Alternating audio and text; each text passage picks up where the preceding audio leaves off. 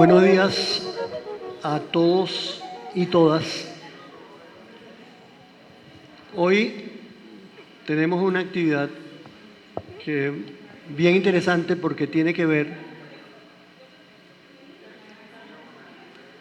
la actividad de hoy tiene que ver con el futuro próximo de Venezuela. Hoy se abre un ciclo de conferencias donde vamos a analizar los 5 consensos que rigen la nueva etapa histórica de Venezuela. Estos 5 consensos tienen mucho que ver con la planificación para hasta el 2030, que tiene mucho que ver con los planes, programas y con las 7 transformaciones que ya todos conocemos. Antes de continuar, reciban un cordial saludo de la ministra del Poder Popular para la Educación Universitaria, Sandra Oblita. También un saludo del profesor Omar Hurtado Reyusen, quien es el presidente del Centro Nacional de Historia. Y también un cordialísimo saludo del Centro Internacional Miranda. Hoy tenemos, diría, la alegría de que nuestro presidente Domingo Medina Gutiérrez es el expositor. O sea que estamos en familia. Y comenzamos pues este análisis de los 5 consensos que rigen la nueva etapa histórica de Venezuela. Estas son ideas fundamentales, ideas centrales, a partir de las cuales se está construyendo, se ha construido y se continúa construyendo un programa de trabajo que tiene que ver con el gobierno pues, que se propone nuestro país para los próximos años. Estos 5 consensos los voy a leer para recordarlos. Son ideas matriciales. Aquí nacen los proyectos y programas. Aquí nacen las ideas, aquí nacen las acciones. Y por supuesto, las acciones derivadas de las 7 transformaciones fundamentales. El primer consenso, el 1, construir un nuevo modelo económico y continuar por la senda del trabajo, del esfuerzo nacional, la recuperación, crecimiento y diversificación económica. Ese es el primer consenso. El segundo consenso, la condena absoluta a las sanciones criminales de los Estados Unidos de Norteamérica y Europa contra Venezuela.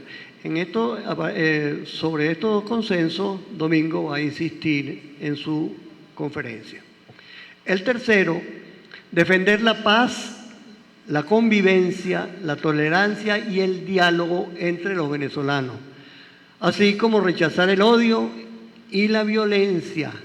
y repudiar el divisionismo. El cuarto consenso, recuperar el estado de bienestar social herido por las sanciones económicas y las agresiones. Y el quinto consenso, recuperación de la Guayana Esequiba a través del derecho público nacional e internacional. Entonces, como dije antes, para los 2 primeros consensos y otras cosas, muchas otras cosas, ¿verdad? Dejo con ustedes a Domingo Medina Gutiérrez. Pero antes, se me ha olvidado, voy a leer su currículum. Domingo Medina Gutiérrez es politólogo por la Universidad Central de Venezuela, UCB, con diploma de estudios avanzados del programa de doctorado en Ciencia Política por la Universidad Autónoma de Madrid. Ha ejercido los cargos como director de Recursos Documentales, Investigación y Desarrollo y director general adjunto de la Escuela Nacional de la Magistratura. Docente en instituciones como el Instituto de Altos Estudios del Poder Electoral, Escuela Nacional de la Magistratura y del Circuito Judicial Penal Militar y la Universidad Bolivariana de Venezuela. Docente del Programa de Formación de Grado PFG de Estudios Políticos y Gobierno de la Universidad Bolivariana de Venezuela, donde ha sido coordinador nacional. Sus publicaciones aparecen en la revista magistral de la Escuela Nacional de la Magistratura y coordinó el capítulo sobre sistema electoral en el libro El modelo electoral venezolano, publicado por el Consejo Nacional Electoral. Actualmente es viceministro para la transformación cualitativa de la educación universitaria del Ministerio del Poder Popular para la Educación Universitaria y presidente del Centro Internacional Miranda. Ahora sí, Domingo. Muy buenos días, muchísimas gracias Fernando, muchísimas gracias a todas y a todos por estar aquí. Me da un gusto saludar especialmente al profesor Federico Villalba, a David Paravicini, que se encuentran por acá acompañando, profesor Saturno, que siempre está con nosotros también, compañera del viceministerio, María Eugenia Piñero, profesor que está por allá atrás, lamentablemente no sé su nombre, pero bueno, que nos acompaña también, la profesora Yatsuri, que está por aquí del Centro de Saberes Africanos, compañeros del CIN. Bueno, reiterarles en primer lugar, como ya lo hizo Fernando, el saludo de nuestra ministra, la doctora Sandra Oblita. Y bueno, con el saludo de la ministra quiero además reiterar también algo que ya ustedes saben, pero que es bueno insistir en esto, ¿no? La doctora Oblita es madrina del Estado Cogede y está desplegada, y así como ella, todo el gobierno nacional está desplegado, todo el gobierno bolivariano, todos los ministros están desplegados a nivel nacional, son madrinas, padrinos en cada uno de los estados para garantizar, en primer lugar, bueno, la obra de gobierno, la gestión del gobierno en cada uno de los espacios en los estados, la presencia del gobierno nacional, apoyar a los gobiernos regionales y municipales cuando corresponda en cada uno de los casos, por supuesto siempre con la intención de que nuestro pueblo pueda aumentar los niveles de satisfacción, de calidad de vida, para decirlo de esta manera, especialmente con respecto a los servicios públicos, ¿no? Dar respuesta con las bricomiles, dar respuesta con el 1x10 del buen gobierno, en fin, que estamos incluidos nosotros también, quienes de alguna manera tenemos la tarea de acompañar, en nuestro caso, a la doctora Sandra Oblitas en el Ministerio de Educación Universitaria y desde el CIM también. Bueno, estamos montados en esta tarea de seguir empujando, ¿no? Tenemos la meta, eso también creo que es importante que lo digamos, que no nos olvidemos. Tenemos el 28 de julio un compromiso que en este año, por supuesto, es la principal tarea, el principal compromiso es garantizar la reelección del presidente Nicolás Maduro. No solamente por lo que ha demostrado el presidente Maduro a lo largo de los últimos años, sino porque es la garantía de la continuidad de la revolución bolivariana y de todo lo que significa la revolución bolivariana. Que llegue, y eso, bueno, probablemente vayamos a comentar un poco más adelante, que lleguen fuerzas políticas distintas a la izquierda o a la que representa el presidente Nicolás Maduro y toda la agrupación de izquierda, progresista y todo lo que eso pueda significar, o todas las fuerzas que acompañan al presidente Maduro, significa dar al traste no solamente con la revolución bolivariana, sino que pasarían probablemente muchísimo tiempo en que nosotros podamos recuperar lo que hemos ganado en estos últimos 25 años. Ciertamente en los últimos 10 no la hemos tenido nada fácil. Ahora vamos a ver quizás algunos números que, en mi opinión, por lo menos demuestran que no ha sido fácil la tarea que ha tenido el presidente Maduro al frente del gobierno nacional. No la hemos tenido fácil nosotros tampoco como venezolanos durante este tiempo, pero es verdad también que no solamente en los últimos 10 años, sino podemos ponerle un poquito más, los últimos 25 años, desde el mismo momento en que el comandante Chávez llegó al poder, y si nos ponemos un poquito a mirar más atrás, probablemente los planes de no permitir que Venezuela desplegara todas sus potencialidades, probablemente venían desde el mismo 4 de febrero, cuando el comandante Chávez se erigió como efectivamente una opción que podía llegar al poder, como luego lo demostró en el año 98. De modo que, digo, no es poca cosa lo que está en juego el 28 de julio. Vamos a comentar, o espero yo comentar más adelante también con ustedes, que precisamente los planes de la derecha pasan no solamente por llegar al poder, y por eso todos esos intentos extraconstitucionales, sino que pasan por derogar la Constitución de la República Bolivariana de Venezuela, porque el programa político, el programa económico de la derecha, el programa social de la derecha no cabe dentro de la Constitución de la República Bolivariana de Venezuela. Entonces creo que eso nos da a nosotros, nos marca a nosotros el tamaño de la tarea y del compromiso que tenemos para el próximo 28 de julio. Hoy también, y quiero comenzar por aquí, ahí tengo muchas cosas sobre las cuales comentar, probablemente no llegue a todas, especialmente porque, bueno, vamos a conversar sobre los dos primeros consensos de los que habló Fernando, el primer consenso de continuar por la vía de la construcción de un nuevo modelo económico y el segundo consenso, la condena de las medidas coercitivas unilaterales. Pero hoy es miércoles, hoy sale en el Correo del Orinoco la columna del CIN, la que sale hoy se titula La Independencia Plena y la escribe la profesora Alexandra Molino, profesora de la Universidad Central de Venezuela y también investigadora del Centro Internacional Miranda. Con el permiso de ustedes me voy a permitir leer la columna de la profesora porque no solamente tiene muchísima relación con lo que vamos a estar conversando hoy, sino con el momento político que estamos viviendo nosotros en Venezuela, con el acto que realizó el día de ayer el presidente Nicolás Maduro con la juramentación de los más de 2 millones de voluntarios por las 7 transformaciones que hemos venido discutiendo en los pasados 2 meses por lo menos.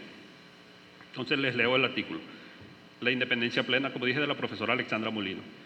El 28 de julio, las y los venezolanos decidirán el proyecto de país para los próximos tiempos. El modelo de mercado alineado a los intereses estadounidenses o el bolivariano impulsor de una geopolítica multipolar a favor de la soberanía. En este marco, el presidente Nicolás Maduro, legitimado por el Poder Popular Organizado, aprobó el plan de las 7 transformaciones que debe generar una política de acción para los años 2024-2030. El Estado, en conjunto con el Poder Popular, aspira a intervenir 7 dimensiones de la ontología social compleja, aún con serios obstáculos para su consolidación. 1. La economía. 2. La independencia plena. 3. La paz, seguridad e integridad territorial. 4. Lo social. 5. Lo político. 6. Lo ecológico. Y 7. La geopolítica.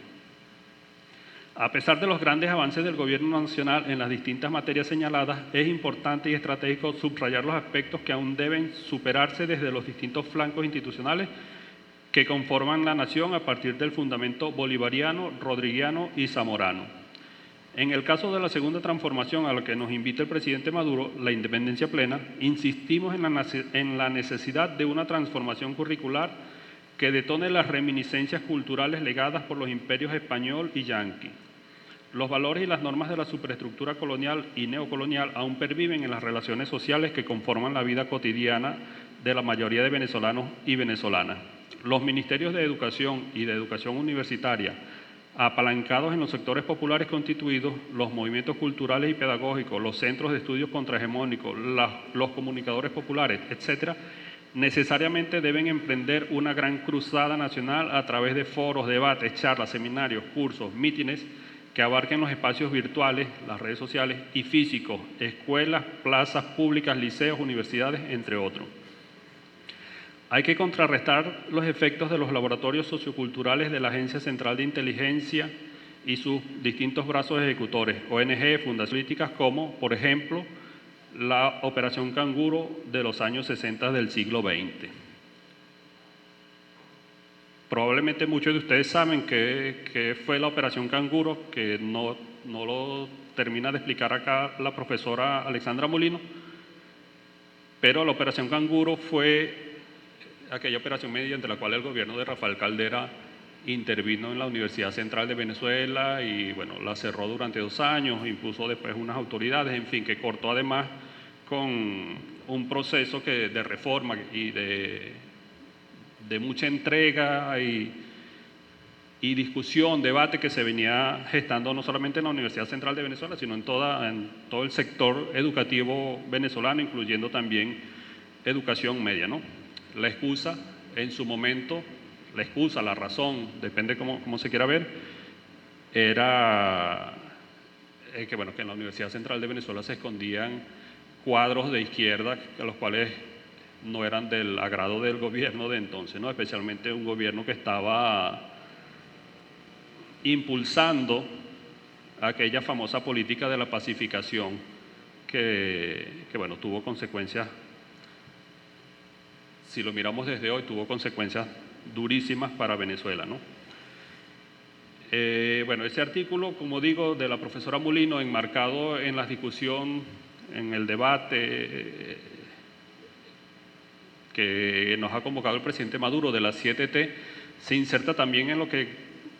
en parte de lo que yo quiero conversar con ustedes hoy, porque este es un proceso grande, ¿no? Les confieso que hay tantas cosas que a veces estoy como cuando uno tiene mucha hambre y hay tantas cosas y uno se atraganta con toda la información que tenemos y no sé casi que por dónde empezar, pero detrás de todo lo que estamos discutiendo, de lo que vamos a conversar hoy y incluso de la 7T, por ejemplo, por detrás, como gran marco, está el Plan de la Patria con sus 5 objetivos históricos, que además son 5 objetivos que están muy bien encadenados, ¿no?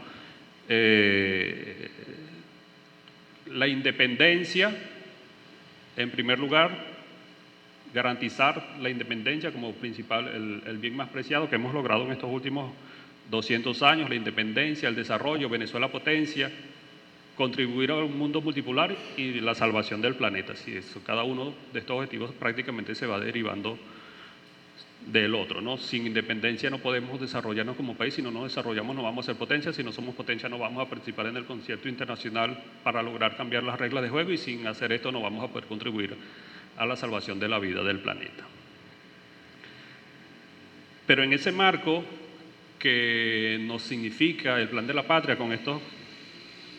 5 objetivos históricos, el presidente Nicolás Maduro y todo el gobierno bolivariano, todo el equipo que lo acompaña, no ha dejado por un momento, en ninguna circunstancia, de convocar al pueblo para debatir, para conversar y para, como está sucediendo ahora mismo que estamos en estos meses hablando sobre la 7T, para convertir las propuestas del pueblo en planes de gobierno, en un programa de gobierno, ¿no? Por ejemplo, solamente para que no nos vayamos tan lejos en el tiempo, voy a mencionar algunas de las iniciativas en las cuales hemos estado enmarcados todos los venezolanos y venezolanas en estas discusiones, ¿no? En 2022 el presidente Nicolás Maduro nos convocó a discutir, a debatir sobre las 3R.net, es decir, las 3R para la nueva época de la transición al socialismo, que no es casualidad que gran parte del debate que se está llevando, no todo, pero gran parte del debate que se está llevando ahora con la transformación de la 7T, lo está llevando, por supuesto, el Congreso de la Nueva Época y con todos los movimientos sociales que están agrupados allí en el seno de este Congreso de la Nueva Época. Esto fue en enero de 2022 y el presidente nos invitaba a debatir, a conversar en cada uno de nuestros espacios, en cada una de nuestras posiciones acerca de 3 tareas fundamentales, ¿no? Resistir, por supuesto, ante las inclementes medidas coercitivas unilaterales y todo el ataque feroz del imperio o de los imperios o de los otros países no imperios o imperios ya venido a menos.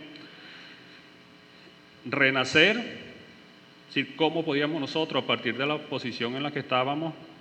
no solamente resistir, no solamente aguantar, sino superar esas medidas coercitivas unilaterales, entre otras,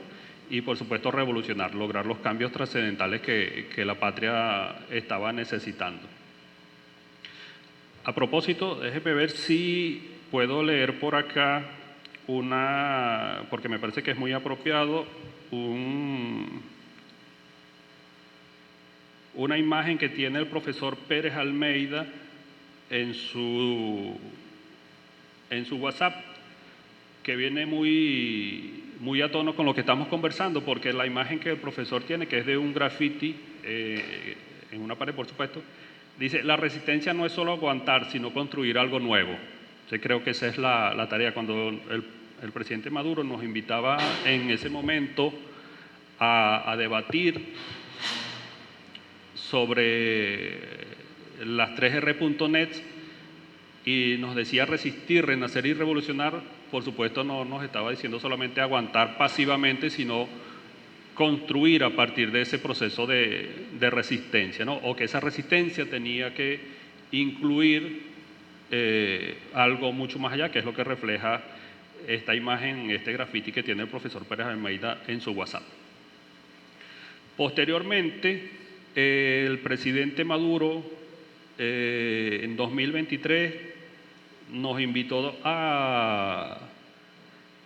debatir, a pensar, a imaginar nuestro país en relación con las 7 líneas estratégicas que debían guiar la acción del gobierno en ese momento, ¿no? La acción del gobierno y, por supuesto, todo lo que deberíamos estar haciendo nosotros, los venezolanos y venezolanas, en todos nuestros ámbitos, ¿no? La primera línea era consolidar el crecimiento económico con igualdad. La segunda, expandir la protección social. La tercera, ampliar la presencia del poder popular. La cuarta, consolidar la seguridad integral de la nación y garantizar la justicia. La otra, consolidar y expandir el 1x10 y las bricomiles. La otra, avanzar en la independencia integral y la descolonización de Venezuela. Y finalmente, la séptima línea, en 2023, consolidar la patria grande. En octubre del mismo 2023 es cuando el presidente Maduro nos presenta los 5 consensos, que son los que nos han convocado hoy. Nuevamente, como dijo un poco Fernando, como ese marco conceptual sobre el cual se va a enmarcar toda la estrategia política para los próximos años, una estrategia política que el presidente ha dicho que en primera instancia tiene un horizonte hasta 2030, pero que también nos ha invitado a que miremos un poquito más allá de 2030 y que imaginemos un país potencia, un país libre, un país descolonizado y con todas estas características, con crecimiento económico, con protección social, con una excelente gestión de gobierno a través del 1x10 de las bricomiles, etcétera, que lo imaginemos mucho más allá del año 2030, ¿no? Estos 5 consensos que ya leyó Fernando, pero que podemos mencionar rápidamente también, están relacionados con, nuevamente, la construcción de ese nuevo modelo económico que deje atrás el rentismo, la condena, el segundo consenso, la condena de las medidas coercitivas unilaterales. El tercero, defender la paz y el diálogo, especialmente entre nosotros los venezolanos. Recuperar el bienestar social, el cuarto, y recuperar la Guayana Esequiba. Por supuesto, como vimos nosotros en diciembre, cuando participamos en el referéndum sobre la Guayana Esequiba, esto no quiere decir que que tengan una definición cronológica, que vaya uno antes que otro, sino que, bueno, vamos construyendo todo, ¿no? Y finalmente, luego de los consensos, como he dicho hace poco, el presidente nos ha invitado a debatir sobre las 7 transformaciones, la intervención en 7 ámbitos para garantizar, bueno, nuevamente todo esto que está planeando, ¿no? Desde ese marco que es el Plan de la Patria, toda esa construcción de ese proyecto de país que se está imaginando, repito, a 2030, pero que debe tener un horizonte muchísimo más, quizá no muchísimo más allá, no, más allá de 2030. Muchísimo podemos pensar, probablemente 2100, no lo sé, aunque pudiéramos tener la capacidad, ¿no? Estas 7 transformaciones para intervenir en ámbitos como la economía, la independencia plena, sobre la cual habló la profesora Molino en su artículo de hoy, la paz, la seguridad y la integridad, la transformación social para garantizar el despliegue social del Estado y nuevamente, bueno, es el concepto que tenemos, de estado de bienestar, pero acercarnos y superar el estado de bienestar en ese sentido, la transformación política, una transformación ecológica y, por supuesto, la transformación geopolítica.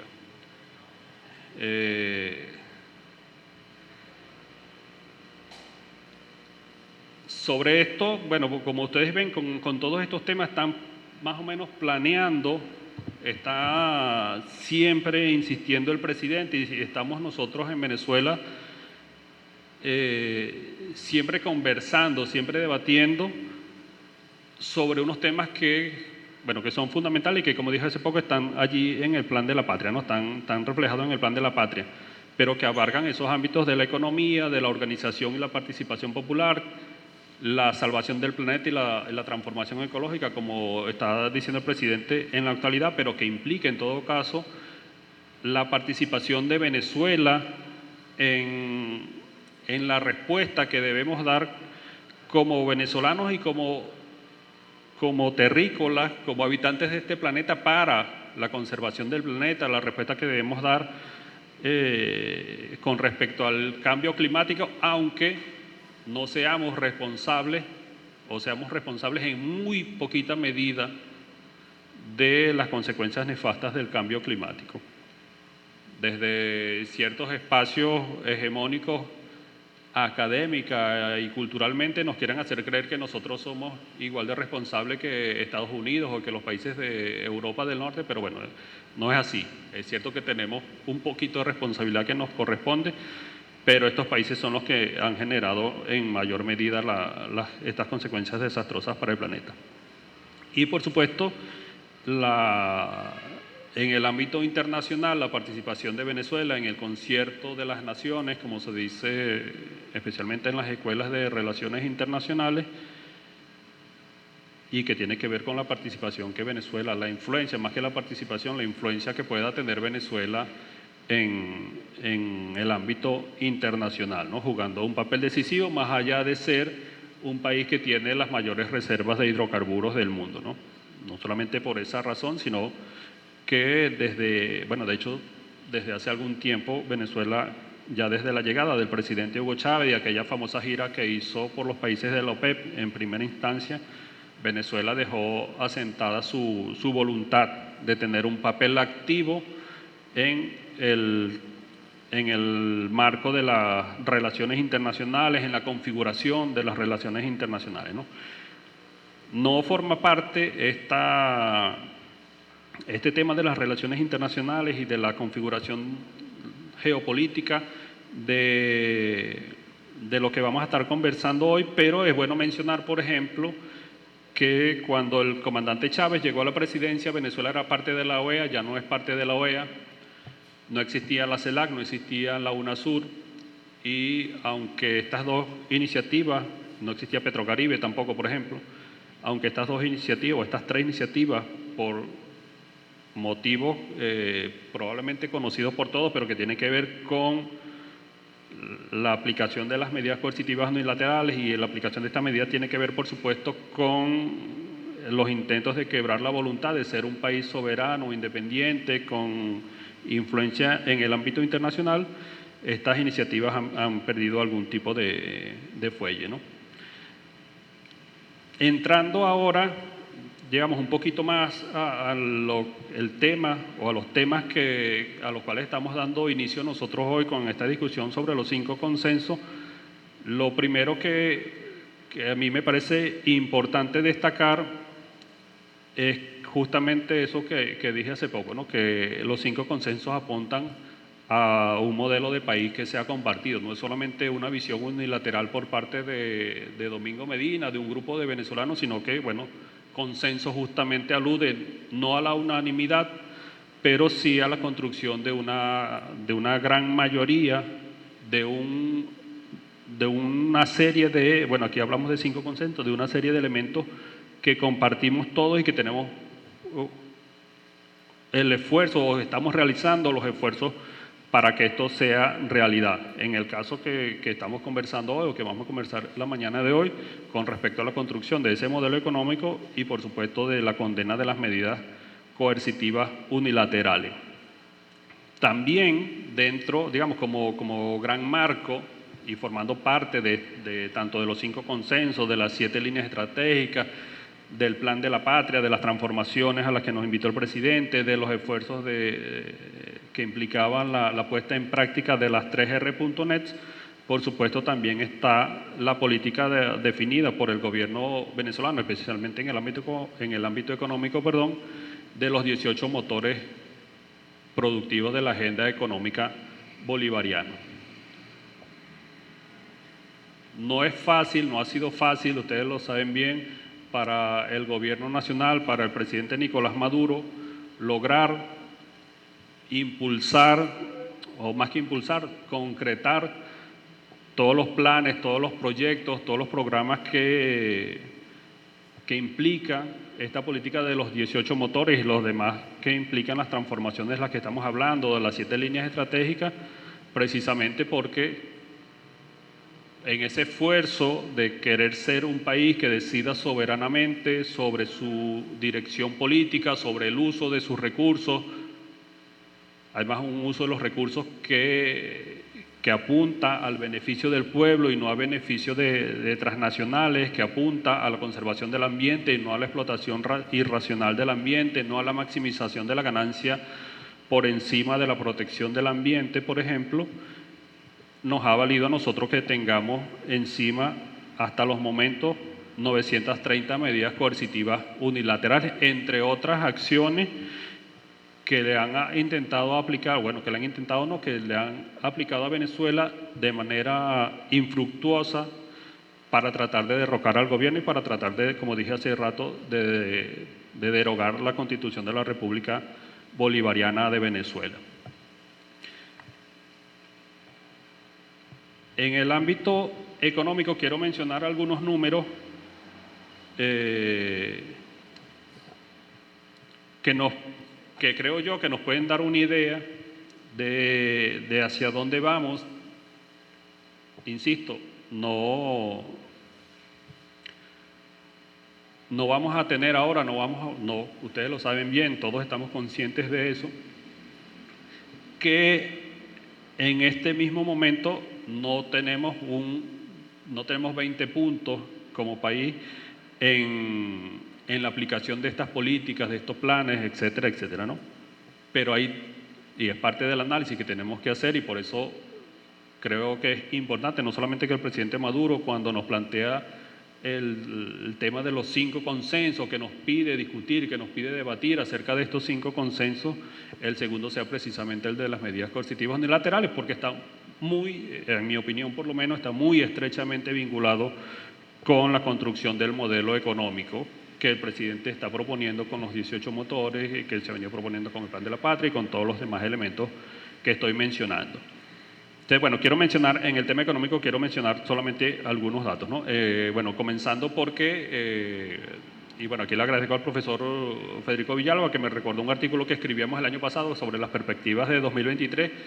Allí hacíamos mención que el año 2022 cerraba con un 17% de crecimiento económico, ¿no? En ese momento, bueno, éramos bastante optimistas y señalamos que las perspectivas para Venezuela, económicas, políticas, etcétera, eran buenas. En el campo económico, por lo que informó el presidente Maduro durante la presentación de su memoria y cuenta, por ejemplo, en 2023 también crecimos un poco, menos que en 2022, pero Venezuela creció también alrededor del 5%, dijo en su momento el presidente Maduro. Se recuperó en 2023, entre otras, la producción petrolera. Algunos hablan, por ejemplo, que terminamos el año en el mes de diciembre produciendo cerca de 800.000 barriles de petróleo al día. En promedio, de acuerdo con algunos datos, en promedio el año 2023 se produjeron 783.000 barriles al día. En el 2022 había sido poco menos, alrededor de 715.000, 716.000 barriles al día. Eso en 2023 para Venezuela significó en exportaciones petroleras, por ejemplo, alrededor de 6.000 millones de dólares, a lo que se unió la recaudación de aproximadamente 4.600 millones de dólares por vía de impuestos. Y además estamos considerando, si ustedes lo saben bien, que precisamente por la imposición de las medidas coercitivas unilaterales, Venezuela pasó de tener unos ingresos, digamos, medianamente suficientes por la vía petrolera especialmente, pero que se redujeron, que cayeron al 1% los ingresos y prácticamente no teníamos nada para la obra de gobierno y para el funcionamiento del Estado, ¿no? Y señaló el presidente también en esa presentación de su memoria y cuenta que las exportaciones no petroleras, aunque fueron modestas, alcanzaron en 2023 poco más de 750 millones de dólares. Pero el dato que a mí me interesa conversar con ustedes y que les quiero destacar, que de alguna manera, en mi opinión, nuevamente, insisto, demuestra dos cosas. Demuestra el impacto que han tenido las medidas coercitivas unilaterales, por lo menos en el campo económico, pero además demuestra también lo que estamos haciendo los venezolanos para superar este bloqueo y esta agresión que suponen las medidas coercitivas unilaterales. Me refiero a los índices de inflación que pueden consultar, por supuesto, ustedes en la página del Banco Central de Venezuela. En los 2 primeros meses de 2024, la inflación acumulada fue de 2,9%. En estos casos, menos de 2% mensual, un poquito más de 1% mensual, ¿no? Pero, por ejemplo, en 2023, la inflación acumulada fue de 116,7%, en 2022 fue de 131%, en 2021 fue de 231%, en el 2020 fue de 408%, en el 2019 había sido de 672%, en el 2018, seguramente todos ustedes recuerdan 2018 cuando todos estábamos haciendo arepas de auyama, arepas de lenteja, estábamos haciendo carne mechada de concha de plátano, estábamos comiendo mango. Ese año la inflación fue de 1.006%. En el 2017 fue de 257, 2016 146, 2015 108, 2014 53, 2013 45, 2012 18. 2012, como ustedes saben, fue el último año del gobierno del comandante Chávez, el último año del gobierno efectivo del comandante Chávez. 2013 ya comenzó el presidente Maduro, la inflación subió un poquito a 45, el 14 al 53, luego en el 15 a 108 y así sucesivamente, ¿no? Hasta llegar, como digo, al año 2018 en el que la inflación fue de poquito más del 1000%. Esto, bueno, insisto, fueron los años más duros para Venezuela. Seguramente no estábamos preparados para enfrentar toda la agresión que significaban las medidas coercitivas unilaterales en ese momento y por eso nuestra economía, solamente hablando del tema económico, nuestra economía no lograba despegar y se reflejaba, por supuesto, en estos temas de la inflación, pero que además tenía otras consecuencias duras para la vida cotidiana de nosotros. En 2018 y bueno, los años por allí, 16, 17 y 18, fueron los años de los bachaqueros, los años de las colas en todas partes, en las panaderías para comprar pan, en los supermercados para comprar 2 harinas, un atún, un azúcar, etcétera, etcétera, ¿no? Y este impacto, como digo, en el índice de inflación se ve como cada año el impacto es mayor y va aumentando el índice de inflación, pero luego cuando el gobierno nacional comienza a implementar las políticas y comenzamos los venezolanas y venezolanas a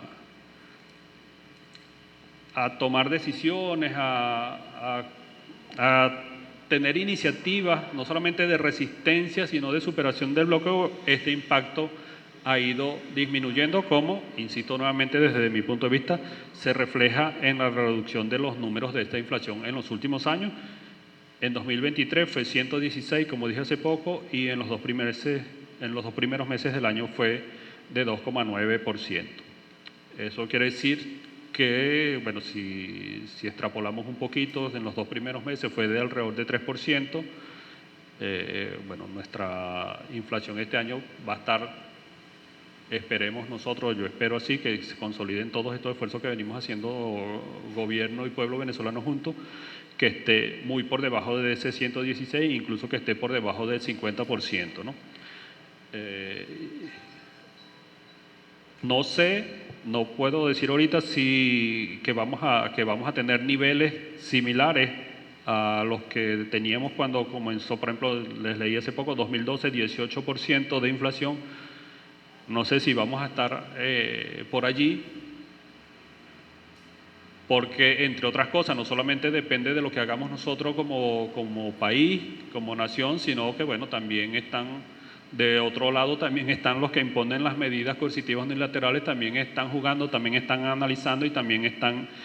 insistiendo, seguramente va a ser así, en hacerle daño a la economía venezolana. Y este es otro punto que además enlaza con lo que, con el segundo de los consensos, que es el rechazo a las medidas coercitivas unilaterales, y es entender que Venezuela va a tener en su contra medidas coercitivas unilaterales durante muchísimo tiempo. Este año, o mejor dicho, el año pasado se supone, dicen algunos propagandistas de la derecha, que los Estados Unidos eliminaron algunas sanciones o que las relajaron, etcétera, pero este año se ha demostrado que no es así. Este mismo año Biden, por ejemplo, hace un par de semanas, renovó el decreto que declara a Venezuela una amenaza inusual y extraordinaria, pero antes de eso también habían revocado las licencias para permitir la explotación, la producción y la distribución de algunos campos y de algunos hidrocarburos que representaban, por supuesto, beneficios para Venezuela. Siempre, por supuesto, siempre está muy asociado con el tema político, porque todo esto siempre lo que busca es influir en que los venezolanos cambiemos nuestra orientación, ¿no? Y bueno, será porque, como dice Silvio Rodríguez, será porque somos necios, pero bueno, no han tenido ningún efecto estas medidas coercitivas unilaterales en ese sentido. Pareciera que más bien al contrario, ¿no? Que nos aprietan con las medidas coercitivas unilaterales y más nos afianzamos nosotros en la defensa de nuestro modelo político, de nuestro empeño de ser soberanos, de nuestro empeño de ser independientes, como además lo declara el artículo 1 de nuestra Constitución, ¿no? Y además,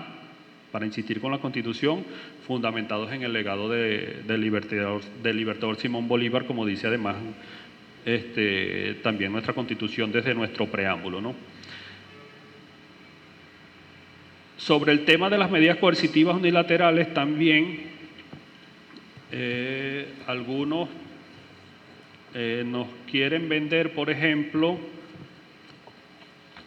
nos hacen comparaciones con algunos otros países, Rusia fundamentalmente, Irán y otros países que están sancionados y que tienen en alguna medida tienen mejores o están en una mejor situación económica que la que tiene Venezuela. Por ejemplo, claro, hay distintos números, depende de la fuente que leamos, pero por ejemplo, el Observatorio Venezolano Antibloqueo nos señala que Rusia tiene, especialmente a partir de la guerra de Ucrania, tiene 19.000, poco más de 19.000 sanciones en su contra, 19 medidas coercitivas unilaterales en su contra. Irán, según el Observatorio Venezolano, tiene más de 2.500, según otra fuente tiene más de 4.000. Venezuela, como dije, tiene 930, Cuba tiene 240, aunque claro, las de Cuba son de más larga data y probablemente, bueno, con mayor impacto en la vida, no solamente en la economía de la isla, sino en la vida de la isla. Corea del Norte tiene más de 2.000, Bielorrusia tiene más de 1.000 y bueno, así, ¿no? Se quiere hacer un paralelismo o una comparación que por lo menos yo creo que no cabe en el sentido de decir, bueno, Rusia es un país sancionado o Irán es un país sancionado y está en una situación económica mucho mejor que la de Venezuela, por lo tanto es mentira que las medidas coercitivas unilaterales estén afectando la economía o la vida de los venezolanos, ¿no? Pareciera ridículo cuando uno tiene que salir en la mañana a tomar una camioneta, montarse en el metro, ir al supermercado a comprar cosas, o cuando le llega la quincena, tener que explicar que efectivamente sí tienen un impacto en nuestra vida diaria, pero en todo caso a estos analistas se les olvida meter en la ecuación las condiciones que tenían o que tienen estos países en su estructura económica, ¿no? No es lo mismo Rusia, heredera de la Unión Soviética, con todo el desarrollo que tenían, que pudieron acumular durante todos los años, que una Venezuela al que siempre le relegaron al papel de productora de materia prima, ¿no? Que nunca se le permitió la diversificación de su economía, que no se le permitió, bueno, que siempre más bien se le relegó a esa economía de puertos que todavía nos sigue afectando. que un país, insisto, como Rusia o como Irán, que han tenido un desarrollo en este sentido bastante importante, ¿no? Y que han podido, entre otras cosas, y que es parte también, no directamente de los consensos de los que estamos hablando, pero que es parte de la política y de la estrategia del gobierno nacional, que han logrado utilizar la educación, y ya que nosotros estamos en un ministerio como es el Ministerio del Poder Popular para la Educación Universitaria, que han puesto la educación universitaria especialmente al servicio del desarrollo de los pueblos, al servicio de los desarrollos del país. Ahora que menciono esto, por ejemplo, y que tiene relación, insisto, con toda la materia que estamos conversando hoy, con los dos temas, tanto con lo del desarrollo económico y superar el rentismo, como la superación de las medidas coercitivas unilaterales, en primer lugar tiene la política de Venezuela en el sentido de, o dos políticas. El primero, el plan de expansión de la educación media técnica en Venezuela, de llevar más de 200, aproximadamente 250 escuelas técnicas que tiene Venezuela a más de 2000, por supuesto no de un solo jalón, no de un solo tirón, sino progresivamente, pero tener más de 2000 escuelas técnicas. Y por otra parte, la política de la articulación curricular entre la educación media técnica, así definida en este marco, y la educación universitaria, para garantizar la prosecución universitaria de los egresados de estas más de 2000 escuelas técnicas que va a tener Venezuela, ¿no? ¿Por qué digo que todo esto está entrelazado, estrechamente entrelazado? Porque justamente en estos ámbitos de la producción de equipos, de la producción de maquinaria, de producción de partes, justamente, de la producción de alimentos, la producción de medicina, justamente, es donde más duro nos han golpeado a nosotros las medidas coercitivas unilaterales. Entonces, el gobierno nacional, me parece a mí, por lo menos, que esa lectura de saber dónde nos están afectando principalmente las medidas coercitivas unilaterales, está tomando las decisiones correctas para, en consecuencia, como dije hace poco, poner la educación universitaria, en nuestro caso, al servicio del desarrollo del país, que nuestras universidades politécnicas territoriales, que nuestras universidades especializadas, que nuestras universidades experimentales tengan la capacidad de absorber, en primer lugar, a todos los egresados de estos liceos o escuelas medias técnicas, y que tengamos la capacidad de producir a los ingenieros, los arquitectos que necesita Venezuela para cada uno de los médicos, los fisiatras, fisioterapeutas, etcétera, que necesita Venezuela para superar definitivamente las medidas coercitivas unilaterales, ¿no? Pero además de ello, y también enmarcado con esta misma política de superación del rentismo, de creación de un modelo económico, vamos a llamarle distinto, aunque esto por supuesto tiene sus bemoles, tiene sus debates, está la política de creación de las zonas económicas especiales en atención a la vocación productiva de determinados territorios en Venezuela, ¿no? Algunos son turísticos, otros son agroindustriales, otros tienen más vocación acuícola y pesquera, etcétera, etcétera. Otros tienen vocación tecnológica, vocación industrial, etcétera, etcétera. En todo caso, esa política también, o a esa política también deben tributar la educación media técnica y debe tributar también la educación universitaria. Por supuesto, no significa que en una zona económica especial que tenga como propósito el fortalecimiento del turismo, no solamente se van a graduar egresados de turismo o profesionales relacionados con el turismo, por ejemplo, como idiomas, etcétera, sino que también, bueno, hay que ir, en la medida que se vaya creciendo, también vamos a ir necesitando odontólogos, ingenieros, abogados, administradores, contadores, y en ese sentido también la educación universitaria tiene que estar preparada no solamente para producir los profesionales técnicos específicos de cada una de las zonas económicas especiales, sino de todos los profesionales que se necesitan para el desarrollo de estos espacios. Insisto, este es un tema que no está definido, hay muchas personas que la evocación de las zonas económicas especiales les da, digamos, o la mención de las zonas económicas especiales evoca determinadas características relacionadas especialmente con los derechos de los trabajadores, pero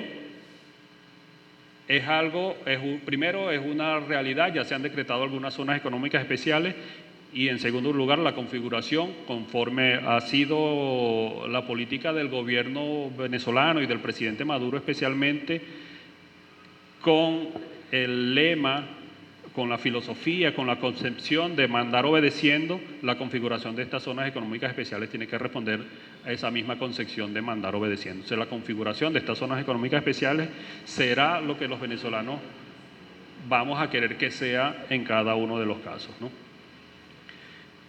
Y bueno, insisto, me parece a mí que estas políticas que viene desarrollando el gobierno, que está poniendo en práctica, que está iniciando, que en nuestro caso, por ejemplo, de educación universitaria, nos estamos planteando ese primer horizonte de 2030, de imaginar un país en 2030 y de poner la educación universitaria al servicio de ese país que estamos visualizando para 2030 y que responde, nuevamente lo digo, a esa política de mandar obedeciendo,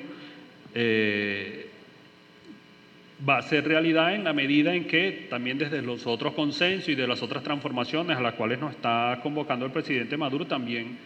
vayamos haciendo realidad, ¿no? Me refiero, por ejemplo, al tema de la organización popular y al tema de la participación popular, que justamente también, y aquí creo que vale la pena que lo señalemos, gran parte de la resistencia que ha mostrado Venezuela, aparte de todo lo que ya ha sido señalado, se debe a la fortaleza de nuestro sistema electoral, a la fortaleza de nuestra organización y de nuestra participación popular. Si Venezuela no tuviese un sistema electoral robusto que contara cada uno de los votos que se emiten, que garantizara la integridad del voto de cada uno de nosotros, nuestra opinión seguramente no contaría para toda esta conformación de esa voluntad popular y insisto, de esta imagen de país o de este país que tenemos nosotros ahora mismo, ¿no? Un sistema electoral viciado probablemente hace rato que nos hubiesen impuesto no solamente un presidente espurio como fue Juan Guaidó y bueno, quienes le secundaron, sino que efectivamente hace rato probablemente hubiesen maniobrado para imponer a otro candidato y otro presidente en lugar del que tenemos hoy en día, ¿no? La tarea no es fácil porque obviamente, como dicen algunos, de manera un poco jocosa,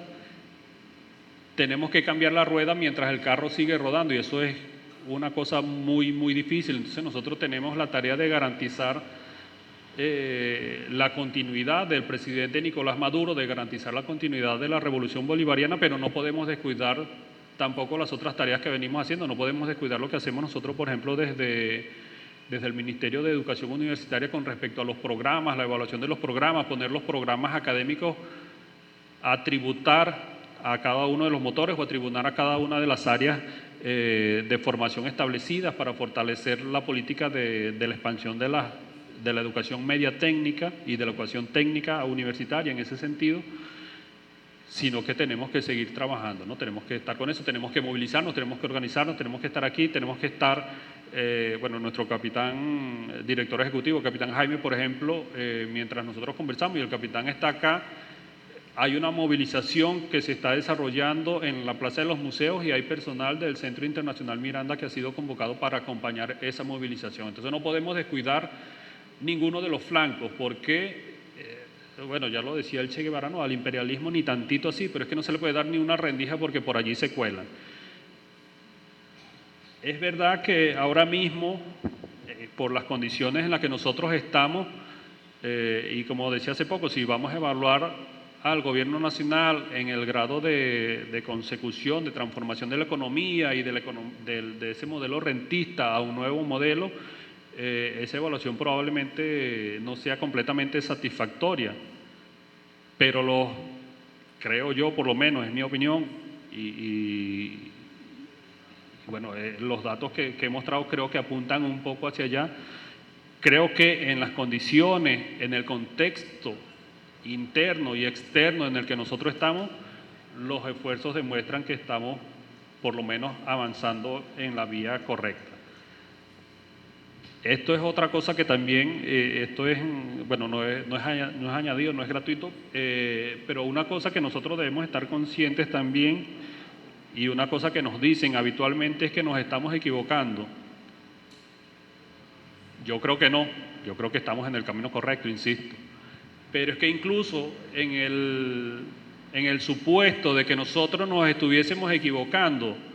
como pueblo tenemos el derecho a equivocarnos, nosotros tenemos el derecho a escoger a las autoridades que nosotros consideremos que son las más capaces para llevar la dirección de nuestro país. Insisto, yo creo que no nos estamos equivocando, incluso aquellos sectores que adversan a Venezuela, se ha demostrado,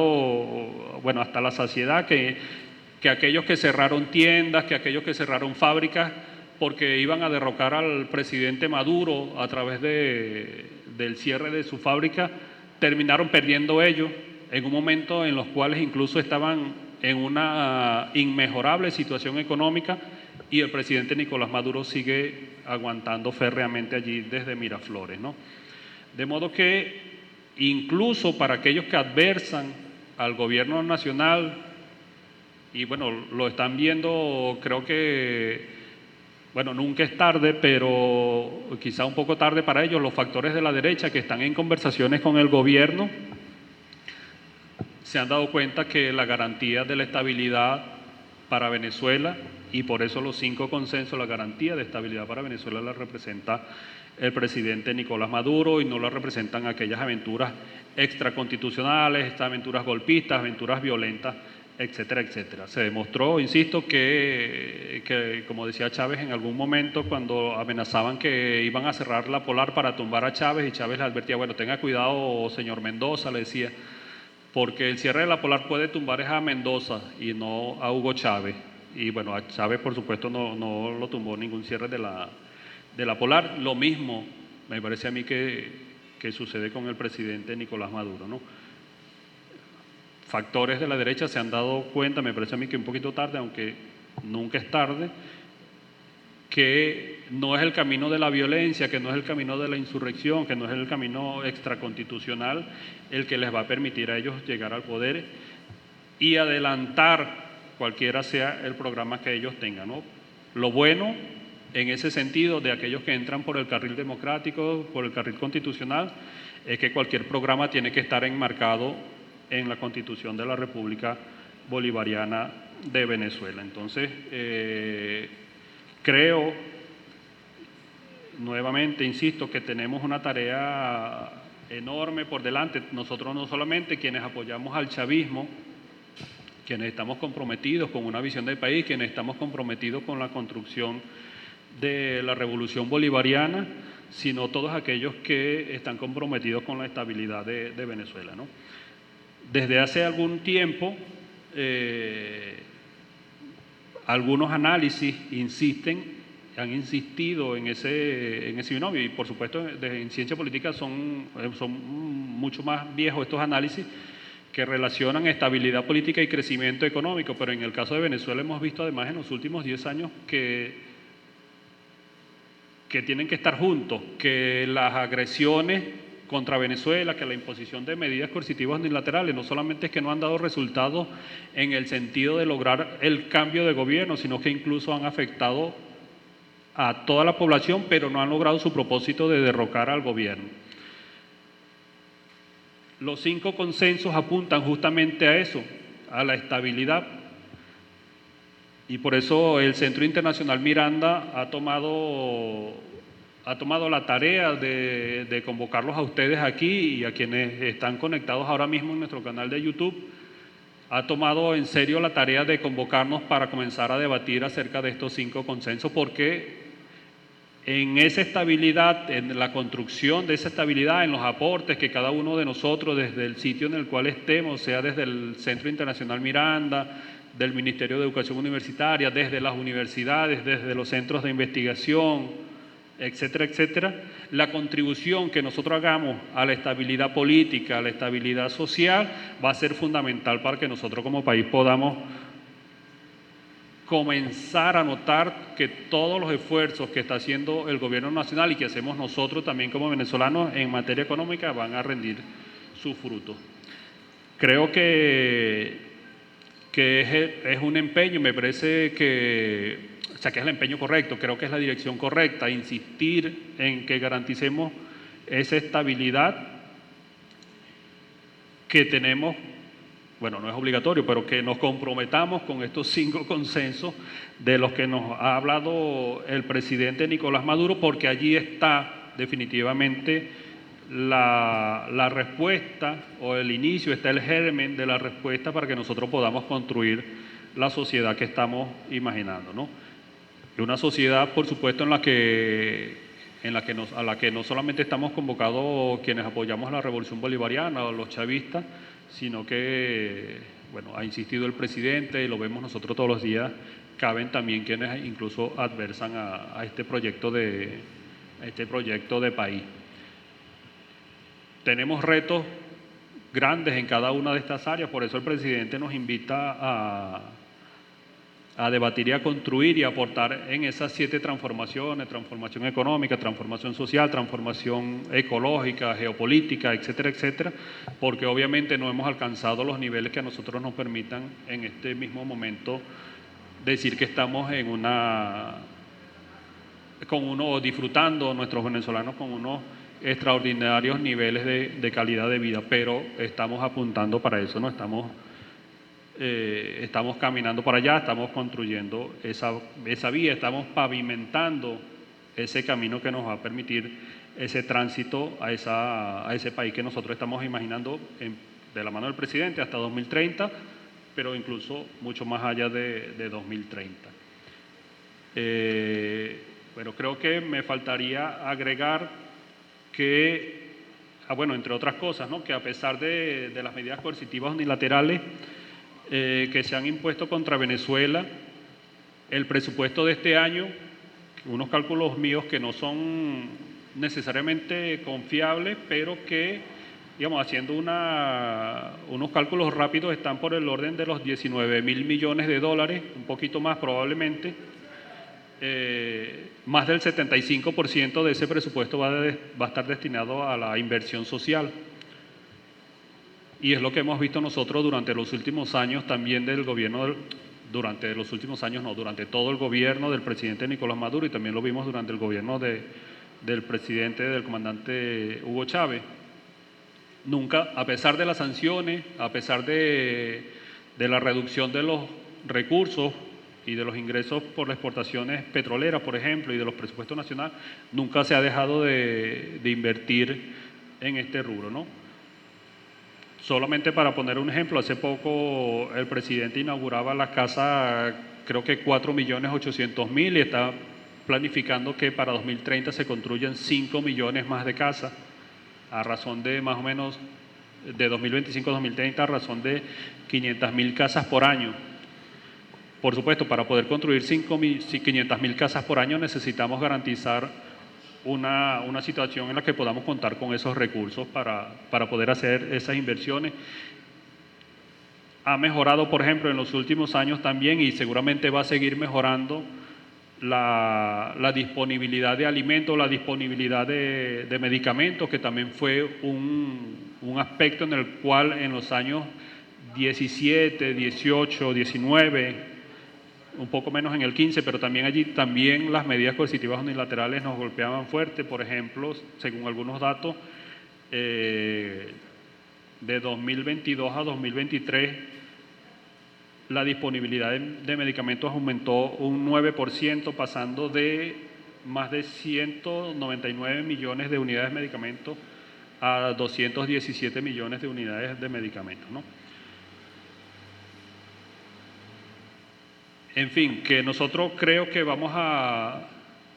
estamos transitando la senda correcta, que tenemos que seguir empujando, que el crecimiento que no estamos viendo ahorita en los niveles que nosotros, o que nosotros podemos considerar adecuado, o otras personas pueden considerar insuficiente, se va a mantener, que no se va a descuidar la inversión social, que no vamos a dejar de tener medidas coercitivas unilaterales, y por eso el esfuerzo que tenemos que hacer nosotros es enorme, como además nos demuestra el ejemplo histórico de Cuba, que tiene más de 60 años con el bloqueo y con la imposición de medidas, pero sigue allí resistiendo. Y esto no es poca cosa, porque incluso países que nos critican, como Chile, por ejemplo,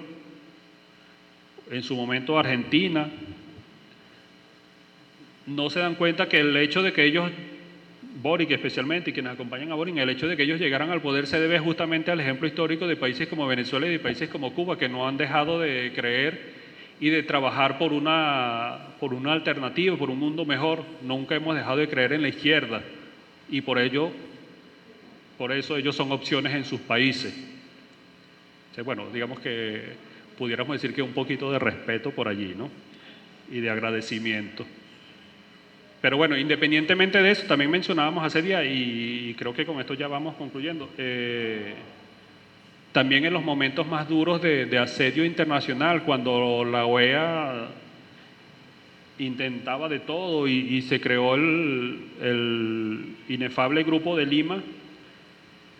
la política del gobierno nacional siempre fue soberana, siempre fue continuar independientemente del color de los países